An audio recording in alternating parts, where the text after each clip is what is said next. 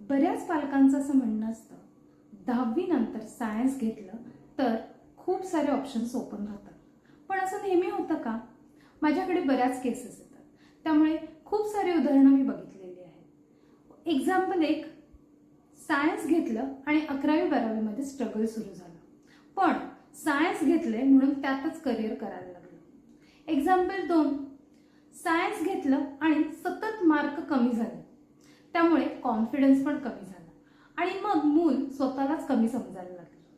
Example 3, science घेतलं आणि 12वी नंतर समजलं की दुसऱ्या कुठल्या तरी फील्डमध्ये इंटरेस्ट आहे आणि मग ते करिअर शिफ्ट करण्यात बराच वेळ गेला.